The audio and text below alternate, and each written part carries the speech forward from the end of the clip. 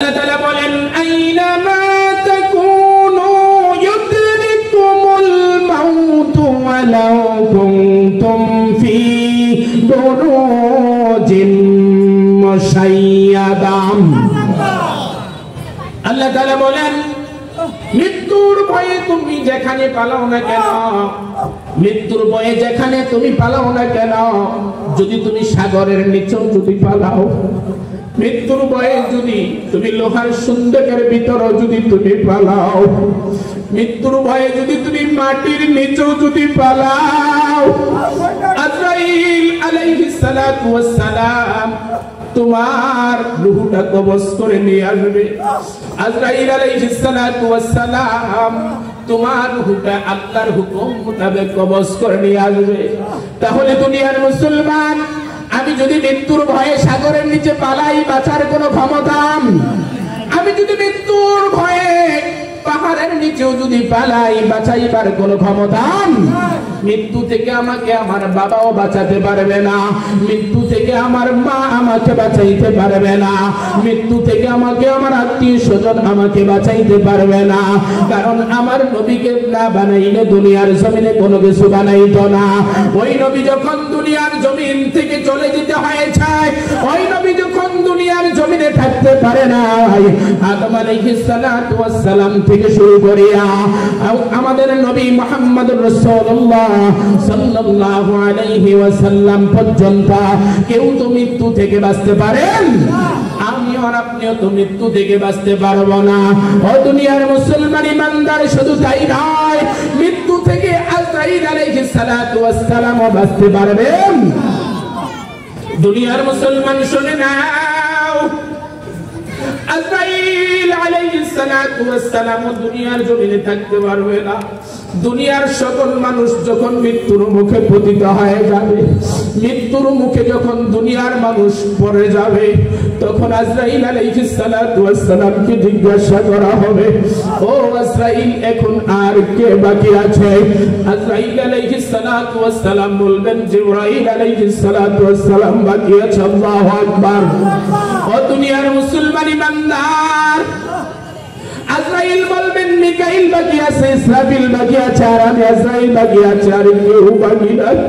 তখন আজরাইল আলাইহিস সালাতু ওয়াস সালাম কে আমার আল্লাহ ওয়াদা করবেন, ও আজরাইল, তুমি যাও যাও মিকাইলের জানটা কবজ করে আনো। আল্লাহু আকবার। আজরাইল আলাইহিস সালাতু ওয়াস সালাম চলে যাবেন মিকাইলের জান কবজ করার জন্য। তারপরে জিজ্ঞাসা করা হবে আর কারা বাকি আছে? তখন বলবে ইসরাফিল বাকি আছে। কই চলে যাও, ইসরাফিলের রূহটা তুমি কবজ করে নিয়ে আসো। তারপরে আমার আল্লাহ তাআলা জিজ্ঞাসা করবেন, ও আজরাইল, আর কারা বাকি আছে? আজরাইল ডেকে ডেকে বলবেন, আল্লাহ,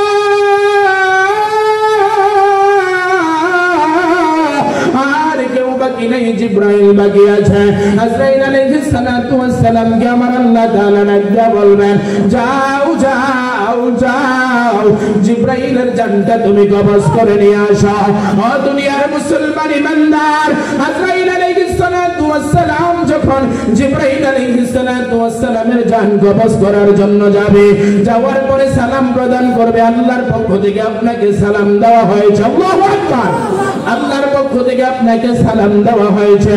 ও দুনিয়ার মুসলমান, জিবরাইল আলাইহিস সালাতু ওয়াস সালামকে যখন আজরাইল আলাইহিস সালাতু ওয়াস সালাম সালাম দিবে, তখন সাথে সাথে আজরাইল আলাইহিস সালাতু ওয়াস সালাম সামনে যাওয়ার পর তখন আমার আল্লাহ তাআলা হুকুম দিবেন, হুকুম করার সাথে সাথে জিবরাইলের জানটা এভাবে কবজ হয়ে যাবে। আল্লাহু আকবার।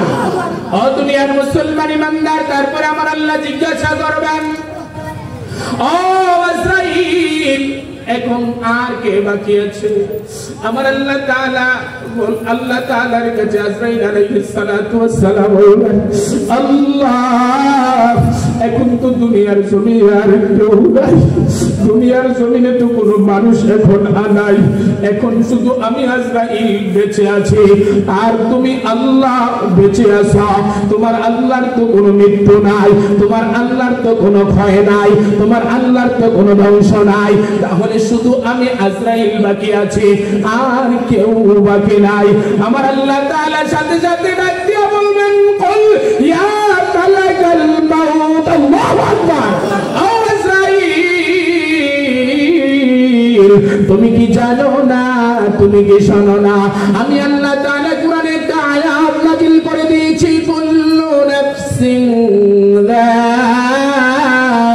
ইকাতুল মাউত। আল্লাহু আকবার। ও আজরাইল, আমি আল্লাহ তো আগেই তো ঘোষণা করে দিয়েছি দুনিয়ার জমিনে কেউ বাঁচতে পারবে না, দুনিয়ার জমিনে কোনো প্রাণী থাকবে না, কিন্তু দুনিয়ার জমিনে সৃষ্টির ভিতরে তুমি আজরাইলও একজন, ঠিক কি না? ও দুনিয়ার মুসলমান ইমানদার, আজরাইল আলাইহিস সালাতু ওয়াস সালাম কে আমার আল্লাহ ওয়াদা করবেন তুমি তোমার রূহটা তুমি বের করে দাও। আজরাইল আলাইহিস সালাতু ওয়াস সালাম ডেকে ডেকে বলবেন, চোখের পানি বলে বলে বলবেন, আল্লাহ আমি যদি জানতাম গো আমার রূহ আমার কবজ করা লাগবে, আমি যদি জানতাম আমার রূহ আমার কবজ করা লাগবে, আমি যদি জানতাম আমার রূহ আমার বের করা লাগবে, তাহলে তোমার কাছে মৃত্যুর দায়িত্ব থেকে আমি মাফ চাইতাম। আল্লাহু আকবার। আমার আল্লাহ তাআলা বললেন, ও আজরাইল তুমি তোমার রূহটা বের করে দাও। আজরাইল আলাইহিস সালাতু ওয়াস সালাম সাথে সাথে তার রূহটা যখন বের হয়ে যাবে, এই দুনিয়ার জমিনেও কেউ থাকবে না, আকাশের জমিনেও কেউ থাকবে না, এই দুনিয়ার জমিনের ভিতরে কোনো গাছপালা থাকবে না, তরুণতা কোনো কিছুই থাকবে না, একমাত্র রাজত্বের মালিক হবে তার নাম। আর জোরে বলেন।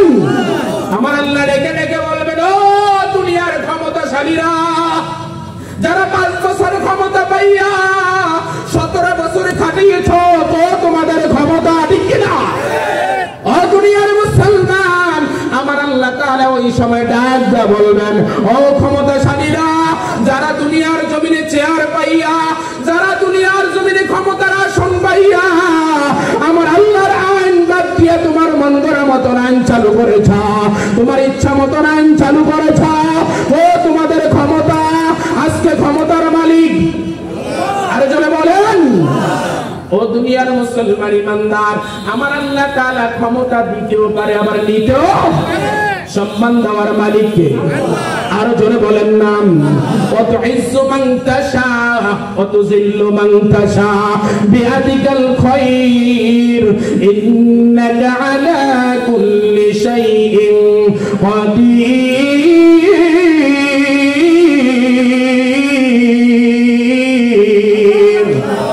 ও দুনিয়ার মুসলমান ইমানদার, ক্ষমতা দেওয়ার মালিককে, ইজ্জত দেওয়ার মালিককে, সম্মান দেওয়ার মালিককে।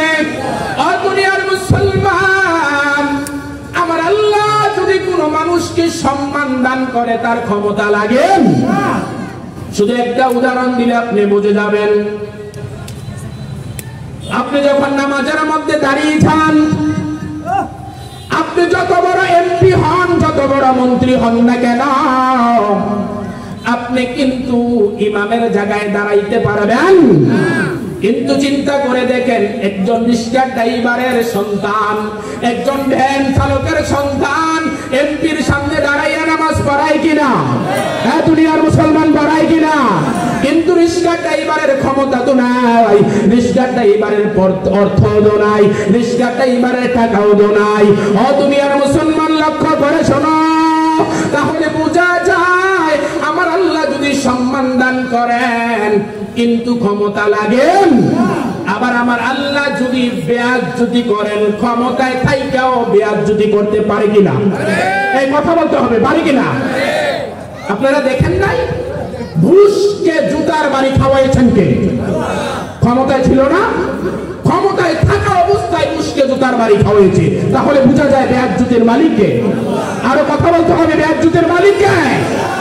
দুনিয়ার মুসলমান ইমানদার, আপনি মনে করবেন না ক্ষমতায় থাকলে আমি চেয়ার পাইলে পেয়ে গেলাম, আমি অনেক কিছু হয়ে গেলাম।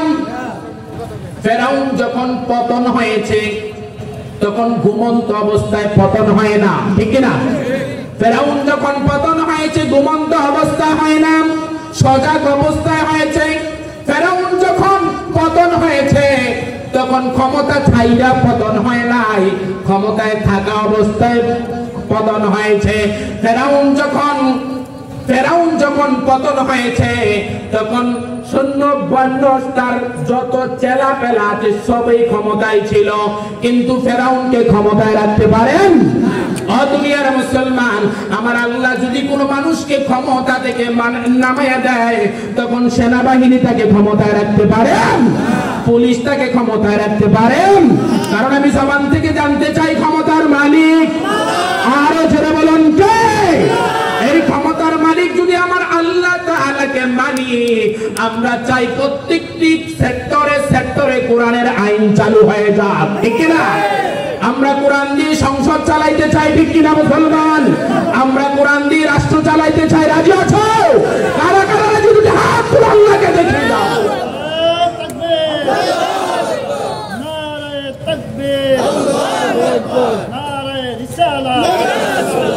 আল্লাহ কবুল করুক, সবাই বলে আমিন। আমরা কোরআন দিয়ে দেশ চালাইতে চাই, ঠিক কিনা মুসলমান? আমরা কোরআন দিয়ে সংসদ চালাইতে চাই মুসলমান, ঠিক কিনা? আমরা চাই কোরআনের আইনটা এই দুনিয়ার সব জায়গায় চালু হয়ে যাক। আপনি যখন কোরআনের আইনটা যখন সংসদে চালাই দিবেন, তখন সংসদে চালানোর পরে আস্তে আস্তে করে জেলায় চলে আসবে, জেলায় যখন চলে আসবে আস্তে আস্তে করে থানায় চলে আসবে, আস্তে আস্তে করে যখন থানায় চলে আসবে তখন আপনার আস্তে আস্তে ইউনিয়নের মধ্যে চলে আসবে, তখন ওয়ার্ডের মধ্যে চলে আসবে, আস্তে আস্তে পরিবারের মধ্যে কোরআনের আইন চলে আসবে, ঠিক কিনা মুসলমান? দুনিয়ার মুসলমান, যখন আপনি কোরআন দিয়ে আপনার পরিবারটা চালাবেন, আপনি যখন কোরআনের আইন দিয়ে আপনার পরিবার চালাবেন, চালানোর পরে তখন আপনার মাঝে কোরআনের আইন চালু হয়ে গেলে আপনার বিবি আর বেপরদায় থাকবেন, আপনার বিবি আর বেপরদায় চলবে না। যখন কোরআনের আইন চালু হয়ে যাবে তখন আপনার ছেলে আর ইয়াবাখোর হবে না, ঠিক কিনা মুসলমান? আপনার ছেলে আর গাঁজাখোর হবে না। ও দুনিয়ার মুসলমান ইমানদার, কোরআনের আইনটা যখন চালু হয়ে যাবে তখন মানুষের একটাই ভয় থাকবে, আমি আমার আল্লাহ তাআলাকে কিভাবে পাবো, ঠিক কিনা? আমার আল্লাহ বলেন ফামান তাবিআ হুদায়া ফালা খাউফুন আলাইহিম ওয়ালা হুম ইয়াহজানুন।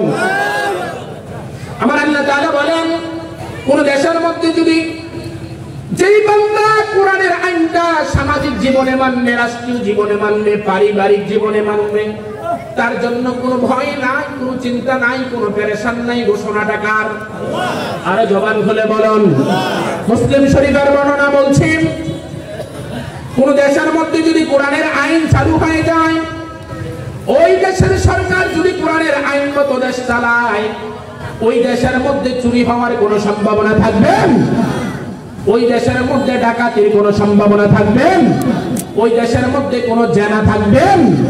ও দুনিয়ার মুসলমান ইমানদার, কারণ হলো কোরআন দিয়ে যখন আপনার রাষ্ট্রটা চলে যাবে, কোরআন দিয়ে যখন আপনার রাষ্ট্র চলবে, সমাজ চলবে, পরিবার চলবে, তখন তিনি জানবেন আমি যদি চুরি করি আমার হাত কেটে দেওয়া হবে, ঘোষণা কার? আমি যদি জেনা করি পাথর মেরে আমাকে বিদায় করে দেওয়া হবে, ঘোষণাটা কার? তখন মানুষ চিন্তায় হয়ে যাবে আমি এই দুনিয়ার জমিনে কোরআনের বাইরে আর যাব? কোরআনের বাইরে গেলে আমার চলার মতো কোনো রাস্তা থাকবে? তখন মানুষের চিন্তা হয়ে যাবে শুধু একমাত্র আমার আল্লাহ তাআলাকে কিভাবে পাবে? আমার আল্লাহ তাআলাও তো নিজে বলে দিয়েছেন, ও বান্দা, আমার আল্লাহ তাআলাকে পাওয়ার জন্য তুমি আমার কোরআন খোলো। আল্লাহু আকবার। আমার আল্লাহ তাআলা বলেন, ইয়া আইয়ুহাল্লাযীনা আমানু হাল আদুল্লুকুম আলা তিজারাতিন তুনজিকুম মিন আযাবিন আলীম।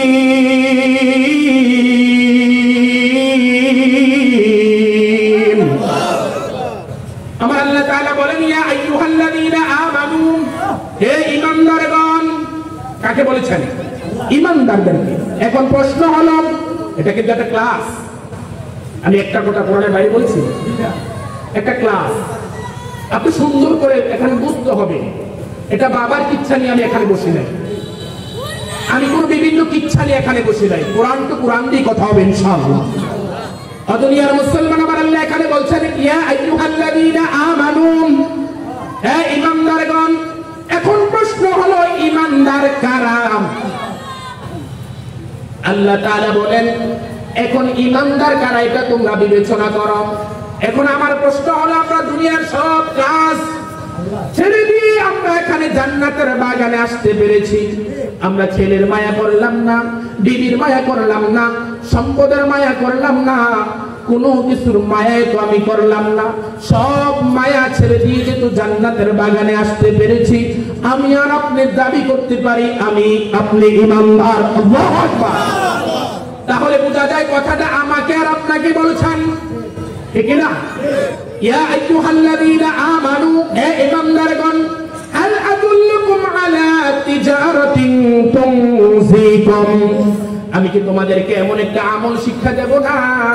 আমি কি তোমাদেরকে এমন একটা ব্যবসা শিক্ষা দেব না?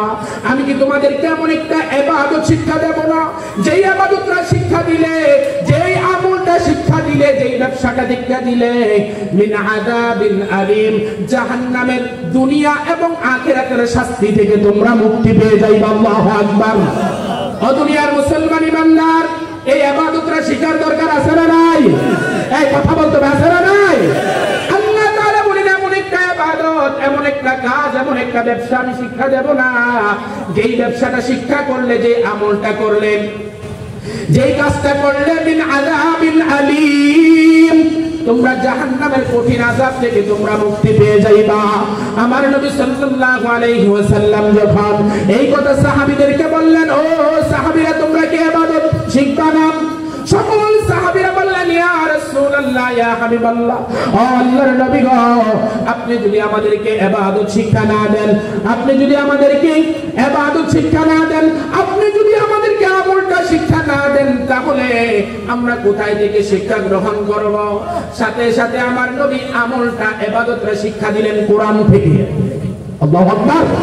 কোথায় থেকে? কোথায় থেকে? আমার আল্লাহ তাআলা বলেন, তুমিনুনা বিল্লাহি ওয়া রাসূলিহি ওয়া তুজাহিদুনা ফি সাবিলিল্লাহি বিআমওয়ালিকুম ওয়া আনফুসিকুম, যালিকুম খায়রুল লাকুম ইন কুনতুম তা'লামুন।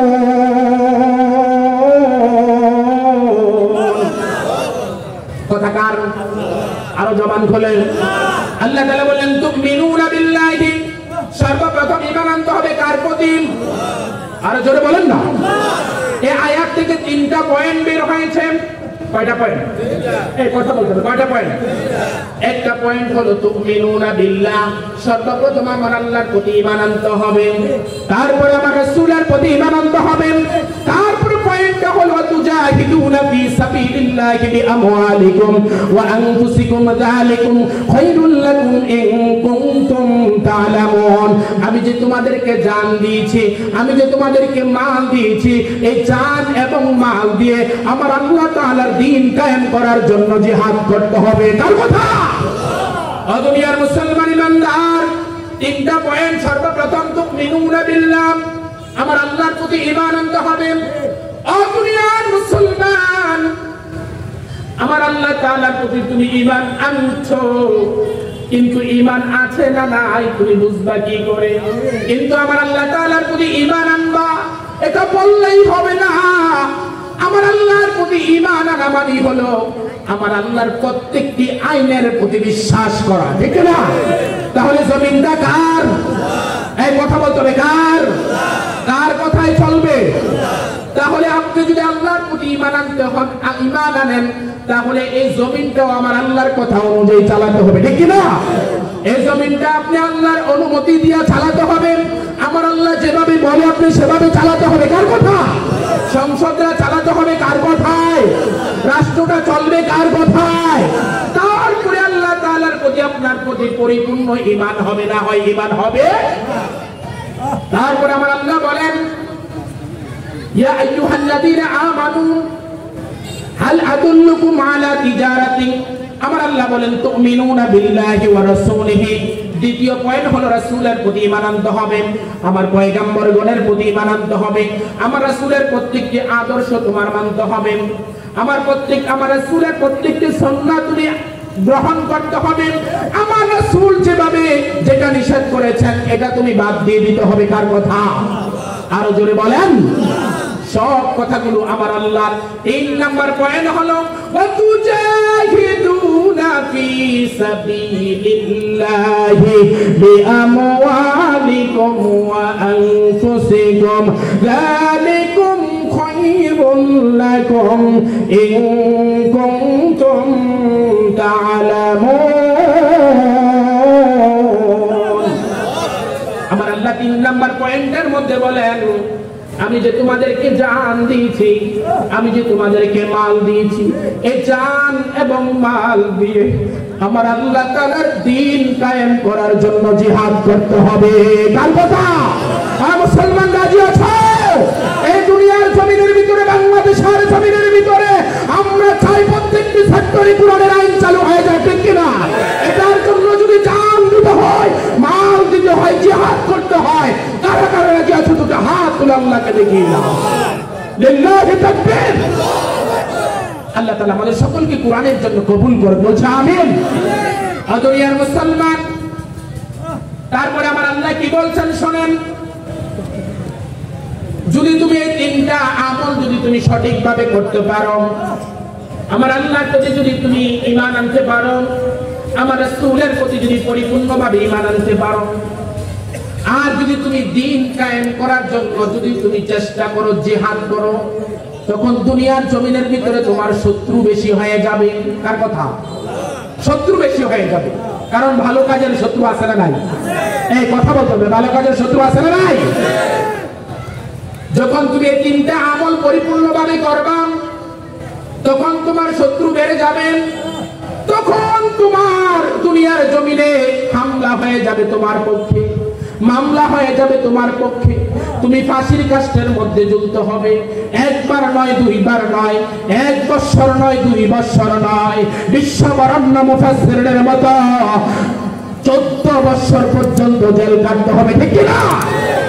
দুনিয়ার মুসলমান ইমানদার, যদি তুমি এই 3টা আমল করো, শত্রু বেড়ে যাবে। আর যদি এই 3টা আমল সুন্দরভাবে করো, তুমি মুমিন হয়ে যাইবা। আর মুমিন ব্যক্তির জন্য সাহায্য করা আমার আল্লাহর জন্য ওয়াজিব। আল্লাহু আকবার। ওয়া কানা আলাইনা নাসরুল মুমিনিন। আল্লাহু আকবার। মুমিনদের জন্য সাহায্য করা আমার আল্লাহর জন্য ওয়াজিব। আল্লাহু আকবার। তারপর আমার আল্লাহ তাআলা অন্য আয়াতে বলেন, আল্লাহু ওয়ালিয়ুল্লাযীনা আমানু ইউখরিজুহুম মিনাজ-যুলুমাতি ইলান-নূর। ও দুনিয়ার মুসলমান, আমার আল্লাহ বলেন, আল্লাহু ওয়ালিয়ুল্লাযীনা আমানু, যারা দুনিয়ার জমিনে যাওয়ার পরে ঈমান এনেছে, ঈমানের দাবি করেছে, আমি আল্লাহ তাআলা তাদেরকে বন্ধু হিসাবে কবুল করে নিয়েছি। আল্লাহু আকবার। ইউখরিজুহুম মিনাজ-যুলুমাতি ইলান-নূর। আমি আল্লাহ তাআলা আমার মুমিনদেরকে অন্ধকার থেকে আলোর দিকে নিয়ে যাই। কার কথা? ও দুনিয়ার মুসলমান ইমানদার, তাহলে আমরা কোরআনের পক্ষে থাকতে রাজি আছি না নাই? আমার আল্লাহ তাআলা বলেন, ও বান্দা শুনে নাও, তুমি যদি নিজেই হেদায়েতের উপরে থাকতে চাও, তুমি কোরআন দিয়ে কথা বলো। কার কথা? আল্লাহর নবী সাল্লাল্লাহু আলাইহি সাল্লাম তিনি বললেন, তুমি যদি নিজে হেদায়েতের উপরে থাকতে চাও, ওয়ামান দাআ ইলাইহি হাদাম, তুমি যদি নিজেই হেদায়েতের উপরে থাকতে চাও, তুমি কোরআন দিয়ে কথা বলো। আল্লাহু আকবার। তিরমিজি শরীফের বর্ণনা বলছি, মান ইত্তাবাআল হুদা বিগাইরিল কুরআন আদাল্লাহুল্লাহ। কোন বান্দা যদি কোথাও হেদায়েতের নিয়তে যায়, যদি যাওয়ার পরে যায় দেখে কোরআনের আইন নাই, কোরআনের বিধান নাই, আমার নবীর আদর্শ নাই, আমার নবীর সুন্নাতের তরিকা নাই, যদি বান্দা ওই জায়গায় হেদায়েতের নিয়তেও যদি যায়, আমার আল্লাহ দায়িত্ব নিয়ে ওই বান্দাকে গোমরা বানায় দেয়। বলে নাউজুবিল্লাহ। আলেম ওলামা এখানে আছে, আদাল্লাহ ইউদিল্লু, বাবি ইফআল থেকে এসেছেন। যখন বাবি ইফআল থেকে কোনো শব্দ আসে, তখন এটার বাংলা অর্থ হয়ে যায়, যদি বান্দা হেদায়েতের নিয়তেও যদি যায়, তাহলে যদি ওই জায়গা যাইয়া যদি দেখে কোরআনের আইন নাই, কোরআনের বিধান নাই, আমার নবীর আদর্শ নাই, আমার নবীর সুন্নাত নাই, আমার আল্লাহ তাআলা দায়িত্ব নিয়ে ওই বান্দাকে গোমরা বানিয়ে দেয়, ঠিক কিনা? তাহলে কোরআন আছে যেখানে আমরা আছেন, এই কথা বলতে হবে, কোরআন আছে যেখানে, আরো যারা বলেন কোরআন আছে যেখানে। দুনিয়ার মুসলমান, এই দুনিয়ার জমিনে তাহলে আমরা যতগুলো এই দুনিয়ার জমিনে দল আছে, বিশেষ করে বাংলাদেশের জমিনে যতগুলো দল আছে আমরা মানি, কিন্তু যেই দলের মধ্যে কোরআন নাই ওই দলে আমরাও, এই কথা বলতে হবে, আমরাও যেই দলের মধ্যে কোরআন নাই, যেই দলের মধ্যে আমার নবীর আদর্শ নাই, যেই দলের মধ্যে আমার নবীর সুন্নাত নাই, ওই দলের প্রতিষ্ঠাতা যদি আমার বাবাও হয় ওই দলের মধ্যে আমিও। এই জন্য কোরআন আছে যেখানে আমরা আছেন, কারণ হলো কোরআনটা এই দুনিয়ার জমিনের কিতাব না, কোরআনটা আসমানি কিতাব। কার কিতাব? এই কোরআনের বাড়ি কোথায়? বাল হুয়া কুরআনুম মাজিদুন ফি লাওহিন মাহফুজ।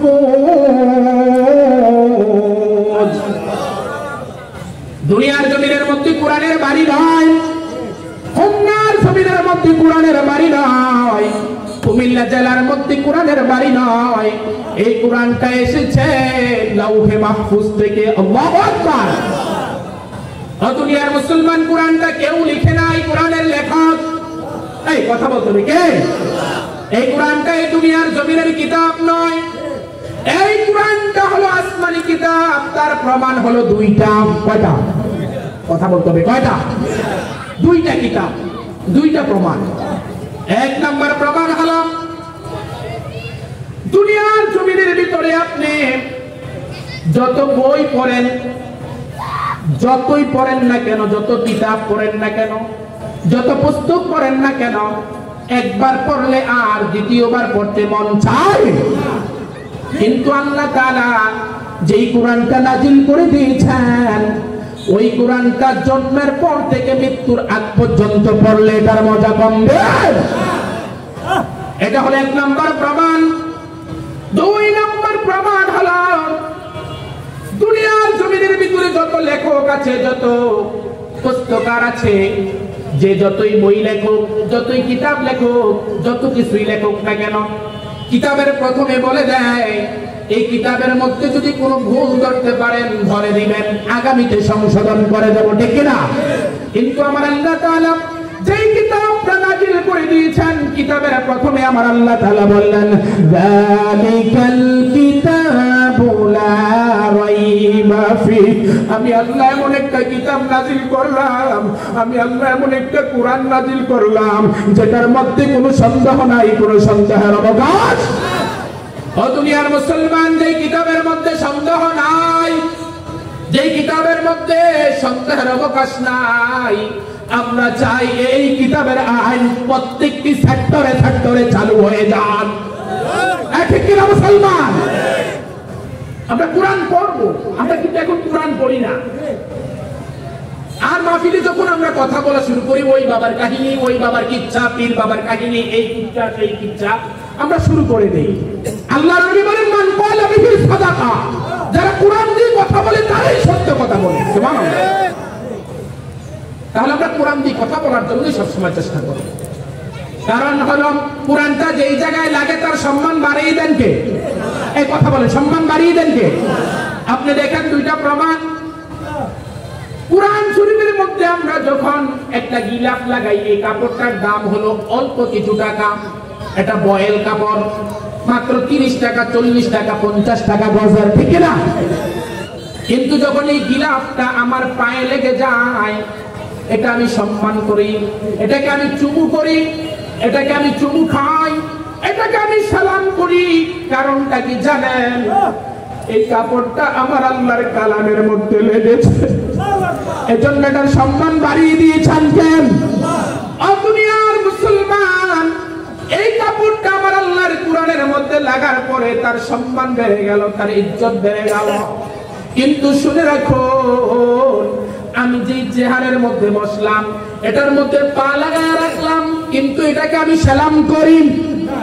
কিন্তু মাত্র 50 টাকা 60 টাকা একটা কাঠের রেল, যে রেলটার মধ্যে আমি কোরআন রাখি, ওই রেলটা যখন আমার পায়ে লেগে যায় এটাকে আমি সম্মান করি, এটাকে আমি ইজ্জত করি, এটাকে আমি চুমু দেই। মুসলমান ঠিক কিনা?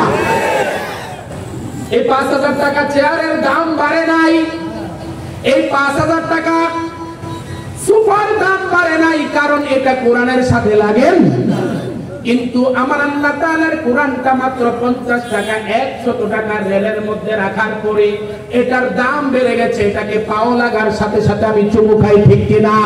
ও মুসলমান ইমানদার, 50 টাকা কাপড়ের দাম যদি চুমু খাই কোরআনের সাথে লাগার কারণে, 100 টাকা কাঠের রেলের মধ্যে যদি আমি চুমু খাই কোরআনের সাথে লাগার কারণে, বলুন তো আমি আর আপনি যদি কোরআন পড়ি, কোরআন অনুযায়ী যদি আমল করি, আমার আর আপনার সম্মান বাড়িয়ে দিবেন কে? আরো জবান খুলে বলেন, কোরআন পড়তে রাজি আছেন না নাই? ও দুনিয়ার মুসলমান, কোরআনকে সম্মান করবেন, আপনাকে সম্মান বাড়িয়ে দিবেন কে?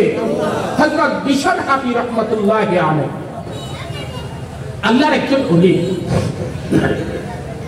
আল্লাহর একজন বুজুর্গ বান্দা বিশর হাফি রাহমাতুল্লাহি আলাইহি, তিনি একজন মদখোর ছিলেন। কি খোর? এই কথা বলেন, কি খোর? মদ খাওয়া হারাম না হালাল? কথা বলেন।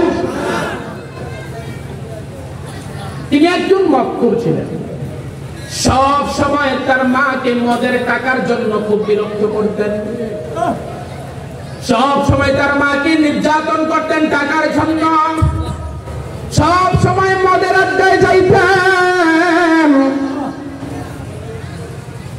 আর বিশর হাফি রহমতুল্লাহি আলাইহির মা সব সময় আমার আল্লাহর কাছে দোয়া করতেন, ও মালিক,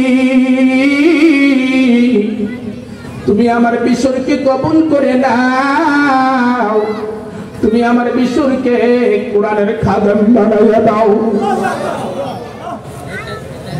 মায়ের দোয়া কোনোদিন বিফলে যায় না। একদিন বিশর হাফি রহমতুল্লাহি আলাইহি বন্ধুদের সাথে মদ খাওয়ার জন্য মরুভূমির মধ্যে রওনা হলেন।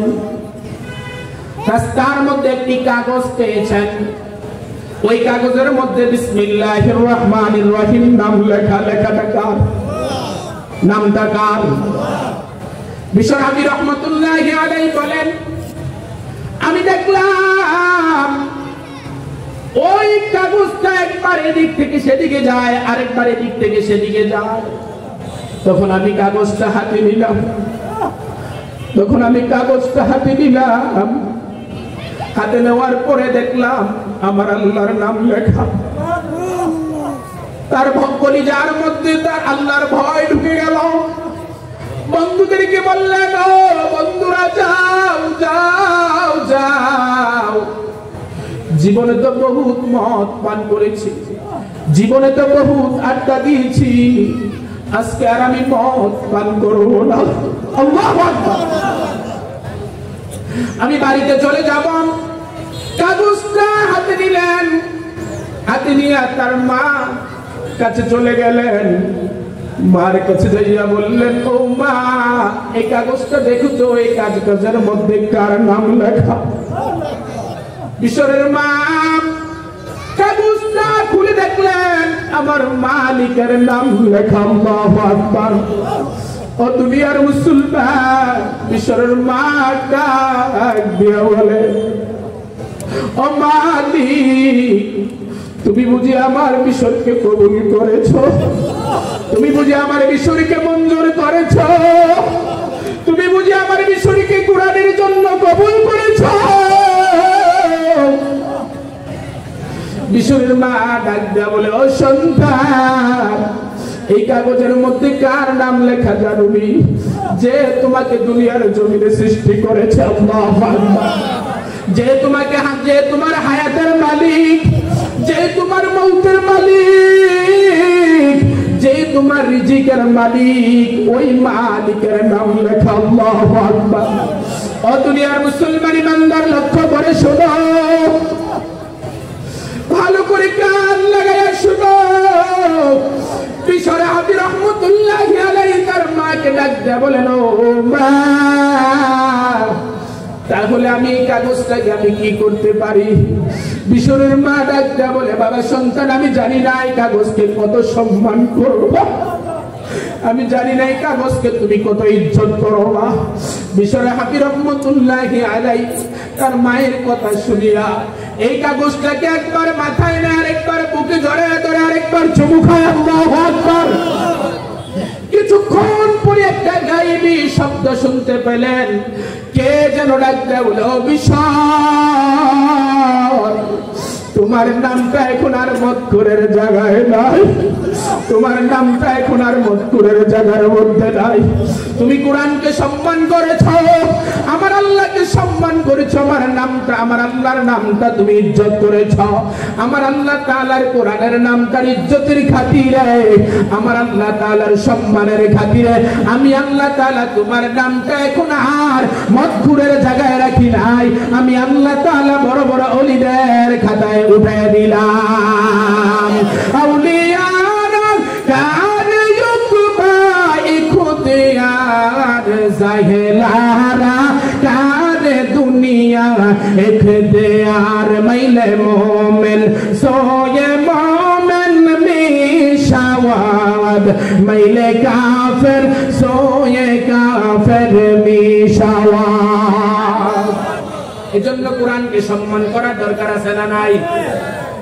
কারণ এই দুনিয়ার জমিনে আমি থাকতে পারব। ও দুনিয়ার মুসলমান, আমি আলোচনাটা ধরেছিলাম, এই দুনিয়ার জমিনে আমি থাকতে পারবো না, এই দুনিয়ার জমিনে থাকার জায়গা নয়। আমি বলেছিলাম এই দুনিয়ার জমিনে আজরাইলও থাকতে পারে না, আমার নবীও থাকতে পারেন, তাহলে আমি আর আপনিও থাকতে পারব। আলোচনাটা মনে আছে? মনে আছে? আমরা সেই জায়গায় ফিরে যাই। দুনিয়ার মুসলমান, যেই জায়গার দুনিয়ার জমিনে আজরাইল থাকতে পারে নাই, আমার নবী থাকতে পারে নাই, আমিও থাকতে পারবো না, আপনিও থাকতে পারবেন না। এজন্য আল্লাহ তাআলা আমাকে আপনাকে দুনিয়ার জমিনে পাঠিয়েছেন ইবাদত করার জন্য। কার? মা খালাকুতুল জিন্না ওয়াল ইনসা ইল্লা লিয়াবুদুন। আমি দুনিয়ার জমিনে মানুষ এবং জিন পাঠিয়েছি একমাত্র আমার আল্লাহর ইবাদত করার জন্য। ঠিক কিনা মুসলমান?